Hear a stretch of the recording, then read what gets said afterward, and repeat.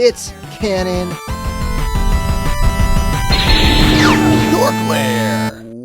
Welcome to another DorkLair action figure review. Today I'm taking a look at the Cosmic Legion's Olek Thygar Hvalkatar version deluxe figure test shot. Once again, I want to give a huge shout out to Jeremy Gerard, aka Mythic Customs, for loaning me this test shot from his own personal collection so that I could get some reviews up. Very much appreciated, Jeremy. Thank you again. And since this is not my figure, and because it is a test shot that is incredibly rare, I am not going to be pushing the limits too hard on this in terms of articulation or swapping parts, but I will give, as best I can, a good look at all the details on this figure, so let's get into this review. And I just wanted to do this quick top to bottom pan of the figure so you can kind of see all the details on this dude.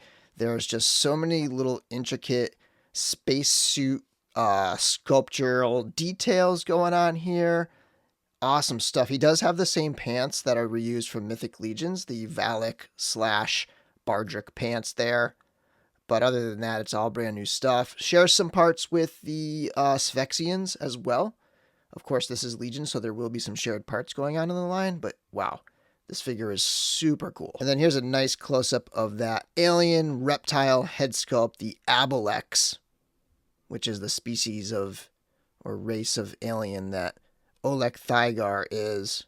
It's very cool stuff. I cannot wait to see in hand the painted versions. I mean, the painted prototypes are incredible, and they usually are pretty close to the prototypes when it comes to the painted versions. So super excited. This deluxe figure, and in terms of like paint and just intricate details, this is the one I'm sort of most excited about for the full release. But yeah, that is very cool head sculpt. And then just a quick look at the back of it. And getting a look at the suit, there's definitely some shared parts on the torso and the arms with the Sphexian. But yeah, very cool. This piece is different than the Sphexian. This is like a different over the top piece, which I'm not sure if these are going to be removable, and I'm not going to attempt to remove this one. I don't think they're going to be removable because of the way it is. I think they're just different modular pieces that they can do in production. But you got the little ports where you can put accessories in there. And again, like I said with the Sphexian, I just love all the different textures going on here. It's going to really look cool when it's painted up.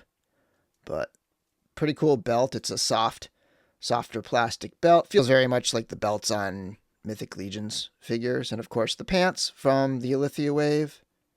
And then the lower legs. These are different lower legs than the Sphexian because these don't have that kickback, but the feet, I believe, are the same. Next up, let's take a look at Olek Thygar next to a few other figures. First up, Legions. On the left, we have Sir Gerard. That's right, the same Sir Gerard who loaned me these two Cosmic Legions test shots. And on the right, we have the Cosmic Legions Sphexian Block Commander test shot that I also reviewed on this channel. Here we have a couple cosmic looking dudes. On the left is the Masterverse New Eternia Zodak, and on the right is the Mezco 112 Collective Krieg the Blood Force. Now look at the size of Olek Thygar next to a Black Series figure. On the left is Cad Bane from the Clone Wars, and on the right is a Valaverse Action Force Swarm Trooper. And a couple larger space-themed characters. On the left is the Mezco 112 Collective Predator, and on the right is the Storm Collectibles Gears of War Kate Diaz.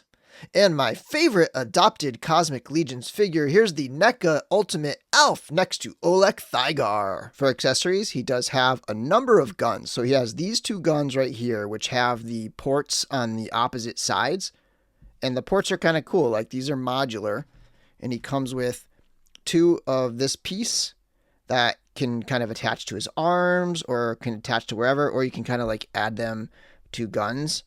And I'm very excited to see where they go with these ports. They could do tubes, they could do tentacles, they could do all sorts of really neat things with these ports right here. So a couple like sidearm type blaster pistols. Here's the detail on his rifle.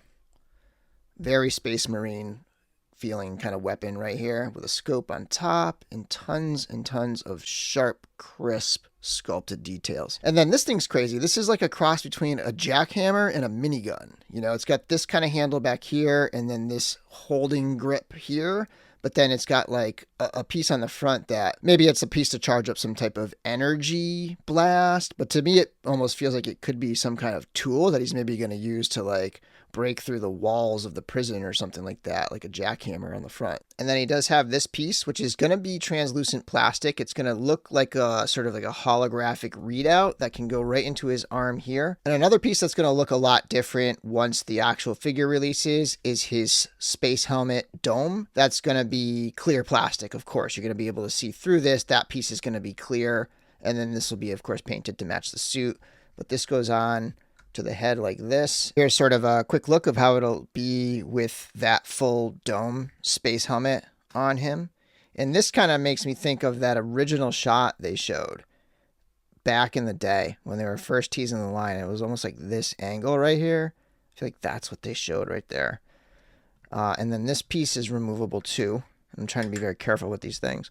And there's actually quite a bit of detail on the inside, and you can see it right there. And he does have a swap out neck, so that technically when you're using the unmasked head, you can have a reptilian neck on there. And then this one is more so a spacesuit neck. But because this thing is stuck on there really tight and I'm trying not to mess around too much with Jeremy's figure, I'm just going to leave it as is and just do head swaps with this one. And then he's got this other head sculpt that is a different sort of helmeted version right here that has this removable visor that will be transparent, and then you can see his face inside that helmet. And he does come with 2 extra sets of hands, so a total of 6 hands, and 2 of the hand types have the opposing type of hinge, so you're going to have both options there for vertical and horizontal hinges. And finally, for articulation, like I said, I'm not going to push the limits on this thing, but if you've ever handled a Mythic Legions 1.0 style figure, it is a very similar feel and pretty much has all the same exact articulation. You have the ball jointed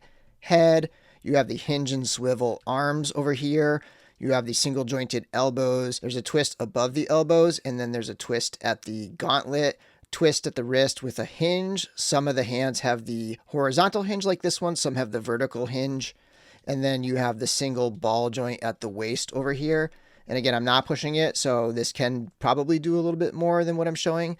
He's got the kick forward and back in the legs, twist at the top of the leg, hinge at the knee, single joint, and then you have ankle rocker and ankle hinge as well with a twist. So all the same exact articulation as a Mythic Legions 1.0 style figure, which is not, you know, it's not mind-blowing. It's not SH Figuarts Mafex type articulation, but in terms of balancing sculpt and articulation, I think Four Horsemen does one of the best jobs out there. And I know I said I wouldn't be doing any swaps, but I just couldn't resist at least one head swap, and of course I had to go with Sir Gerard's body with the Olek Thygar head sculpt. It's canon. Thanks again, Jeremy, for lending me these figures, and until next time, may the Force be with you.